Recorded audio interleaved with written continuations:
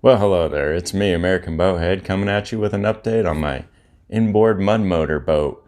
It's 22 horsepower, it's mud motor driven, and it's got more left to do than's been done, but I thought I'd just give you an update on it, let you see how it's going. So come on. As you can see here, I got a prop for it. It's a 9-inch. Don't remember the pitch, but I still have to figure out everything I'm doing on this drive shaft, so I just kind of have it mocked up right now. I have a thrust bearing right here, and I'm hoping to get the thrust of the propeller to transfer to this outside housing versus the shaft, but I don't know if I'm going to be able to do that.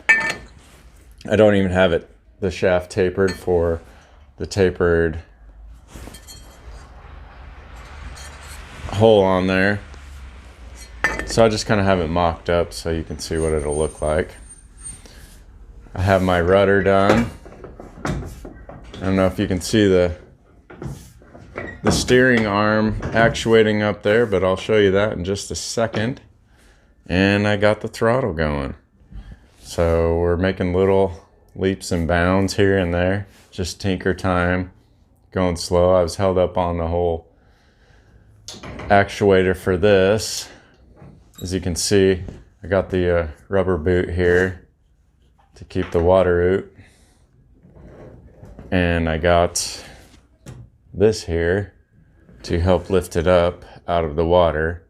But my lever inside the boat actually does lift it up and push it down. So let's go take a look inside.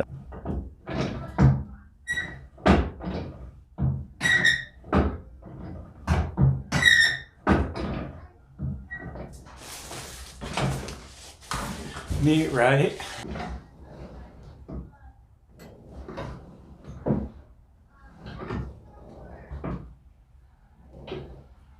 Pretty neat, right? The further I go on this thing, the more I realize I have to do,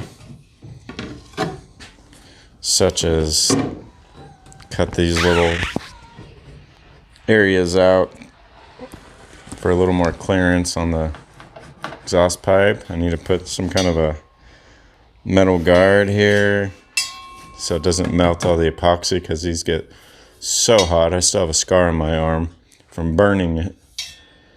And this is the action going on here. See the U-joint? Pretty neat, right? So the lever from the front is pulled up and down, and that pulls up and down another lever, and that lever pulls up and down the drive shaft. This is some performance baling wire here. See if you can get a grip on what's going on here. And that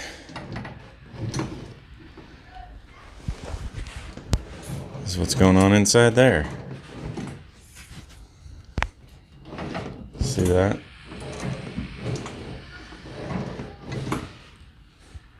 Neat, right? So here's my steering.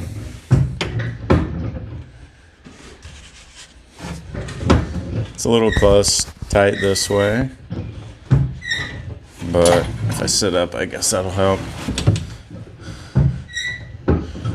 And then this lever here actuates the prop. Kind of see that, I think. You see it moving right there?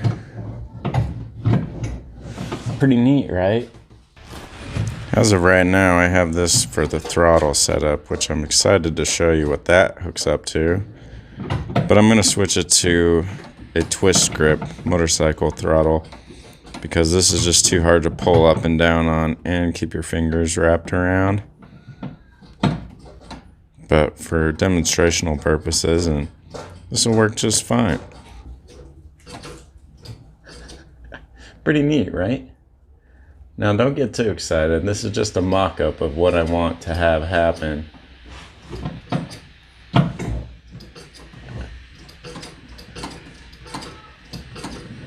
This is actually not the finished product. I need to get something better. Obviously there's air holes around it, but I thought it was fun to kind of mock up an idea. Brap, brap. So that's coming in the future. You look right there, I took the top off of this boat and put it on that little guy because I thought it looked cool on there, and I don't think it looks good on here. And I have a whole new style going on. Kind of a rat rod type of style going on here. Thought it would fit with all the levers and weird stuff that's going on, hot roddy stuff. So I think I'm going to make a windshield up here that's a little less intrusive on my face. And the whole boat looks like a coffin, I've been told, so maybe we'll just go with that theme, a little bit of death. So, yet to do is these motors are notorious for not getting enough fuel. So I'm going to put in this 12 volt low pressure fuel pump somewhere. And then I want to put a button to turn it on. Probably either on this lever or on this lever. And put a sticker that says nitrous on it, or boost, or something funny like that. Or maybe just a little rocket switch where you flip the guard up and then flick the switch like in a jet fighter. Because I love switches. Anybody that's followed me for a while knows I love switches. The neighbors are cutting trees down right now because we had a snow last night. And it was really wet and the tree fell on their house. So I'm in here not helping. It's easy. So there's trees not where they're supposed to be. Right on their house. Right here. They got it handled. Also, I'm going to put in this tachometer hour reader. Put that in the dash somewhere. And I need to put on the key switch. Put this somewhere under here. Like that. Because this thing has a starter on it. And I need to put a battery somewhere in here because it has a starter on it. And there's no pull rope. So I could jump it at the dock, and if it ran good, I wouldn't have to restart it at any time, but I don't foresee that being the case. So I'm gonna have to put a small battery in here, see how small I can get away with. Hopefully have enough juice for 2 or 3 different cranks, and go from there. So I'm not gonna show you what I've done on this boat real quick, just in case you're interested. That's all I've done on this boat so far. I like this. It's actually hooked up to the throttle too.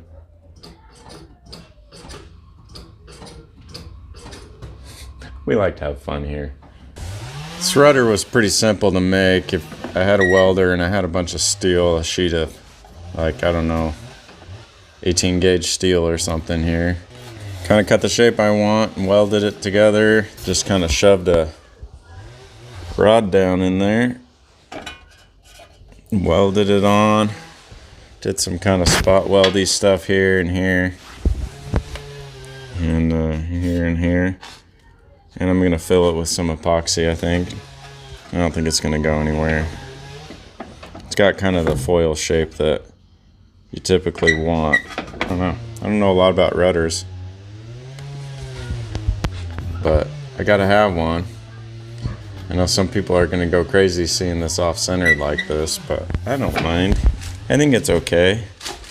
I might also find out that it'd be better to have it on the other side because of the amount of side walking this is probably going to do when it hits the water.